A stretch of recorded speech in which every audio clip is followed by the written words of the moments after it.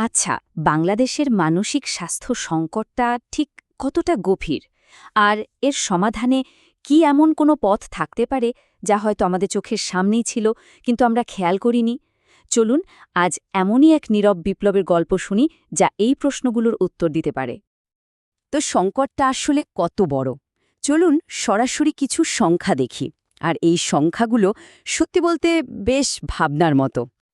ভাবা যায় প্রতি ৫ জন মানুষের মধ্যে একজন, মানে প্রায় ১৯% জনগোষ্ঠী কোনো না কোনো মানসিক সমস্যায় ভুগছেন। সেটা হতে পারে দুশ্চিন্তা, বিষণ্ণতা, ভয় বা একাকিত্ব।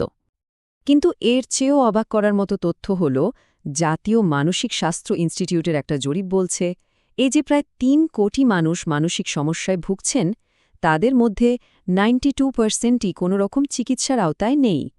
92%, মানে প্রায় সবাই একা লড়াই করছেন। তো এই বিশাল গ্যাপটার কারণ কি? একটা বড় কারণ হলো বিশেষজ্ঞের অভাব।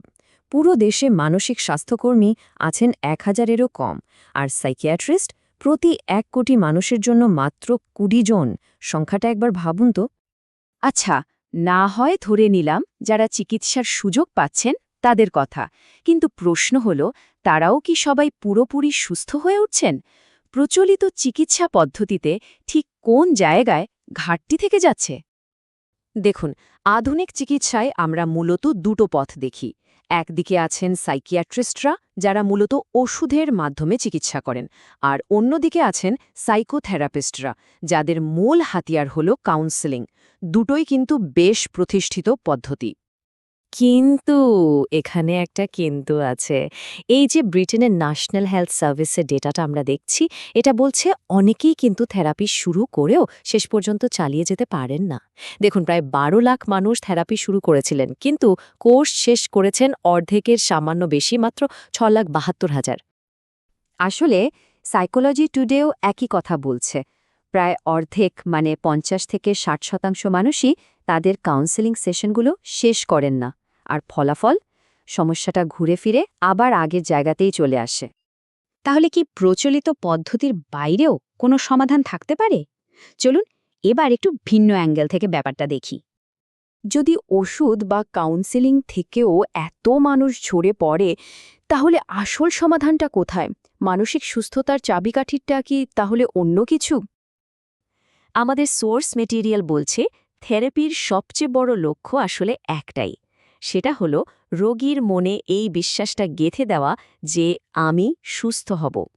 নিরাময়ের আসল শুরুটা কিন্তু হয় এই বিশ্বাস থেকেই। আর এখানেই কিন্তু মূল পার্থক্যটা। প্রচলিত থেরাপিতে এই বিশ্বাসটা তৈরি করাটাই সবচেয়ে চ্যালেঞ্জিং, কিন্তু কিছু কিছু পদ্ধতিতে এটাই হলো শুরুর ধাপ। মানে অংশগ্রহণকারীরা প্রথম দিন থেকেই এই বিশ্বাসটা নিয়ে যাত্রা শুরু করে যে হ্যাঁ, আমি সুস্থ হব, আমি পারব। কিন্তু প্রশ্ন হলো, এই বিশ্বাসটা আসে কোত্থেকে? এর পেছনের আসল রহস্যটা কি? চলুন সেটাই একটু খুঁজে দেখি। কারণ একা একা তো এত শক্ত বিশ্বাস তৈরি করা বেশ কঠিন, তাই না? তাহলে কোন জিনিসটা মানুষকে এই আত্মবিশ্বাসটা দেয়?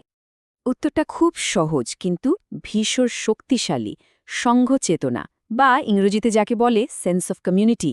এর মানে কি? এর মানে হলো একটা দলের অংশ হয়ে থাকা।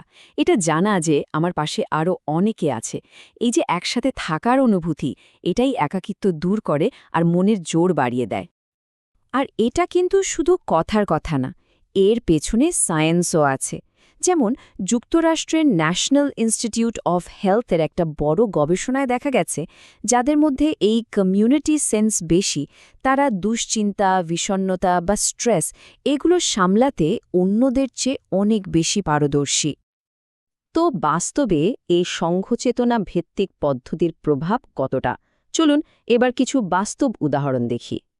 এই মন্তব্যটা দেখুন, একজন কার্ডিওলজিস্টের, যিনি কিন্তু এই পদ্ধতির সাথে সরাসরি জড়িত নন। তিনি তার রোগীদের এমন কিছু কমিউনিটি প্রোগ্রামে পাঠান, আর তিনি দেখেছেন এতে তারা আসলেই ভালো থাকছেন।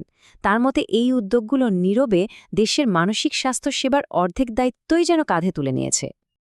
আসলেই এই যে কোয়ান্টামের উদ্যোগটা আমরা দেখছি, এটা কিন্তু নিছক কোনো থেরাপি নয়। এটা একটা সামগ্রিক সুস্থতার আন্দোলন, একটা সামাজিক উদ্যোগ যা মানুষের শরীর আর মন দুটোকেই ভালো রাখার জন্য কাজ করে। মানে এটা একটা পূর্ণাঙ্গ জীবন ব্যবস্থা গড়ে তোলার চেষ্টা। আমাদের সোর্সে একটা দারুণ তুলনা দেয়া হয়েছে। রক্তদানের কথা ভাবুন তো, গত ২৫ বছরে শুধু স্বেচ্ছার রক্তদানের কারণে হেপাটাইটিসের সংক্রমণ কমেছে প্রায় ৫০%। এটা ছিল একটা নীরব বিপ্লব। বলা হচ্ছে মানসিক স্বাস্থ্যের ক্ষেত্রেও ঠিক এমনই একটা নীরব বিপ্লব ঘটে চলেছে। তাহলে পুরো আলোচনার মূল কথাটা কি দাঁড়ালো সংযোগের শক্তি, দ্য পাওয়ার অফ কানেকশন। হতে পারে আমাদের মানসিক সুস্থতার জন্য সবচেয়ে বড় ওষুধটা কোনো কেমিক্যাল নয়, বরং মানুষে মানুষেই যোগাযোগটাই। মজার ব্যাপার হল, বিশ্ব স্বাস্থ্য সংস্থা বা NIH এর মতো বড় বড় প্রতিষ্ঠানগুলোও কিন্তু ঘুরে ফিরে এই একই কথাগুলোই বলে। মানসিক সুস্থতার জন্য কি করতে হবে?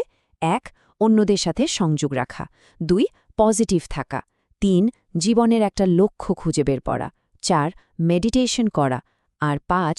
কৃতজ্ঞ থাকা। আর যখন আমরা একটা কমিউনিটির অংশ হয়ে যাই, তখনই অভ্যাসগুলো গড়ে তোলা অনেক সহজ হয়ে যায়।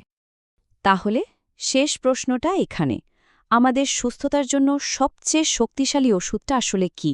কোনো দামি ট্যাবলেট নাকি পাশে থাকা আরেকজন মানুষ? উত্তরটা হয়তো আমাদের সবারই জানা, শুধু নতুন করে ভাবার অপেক্ষা।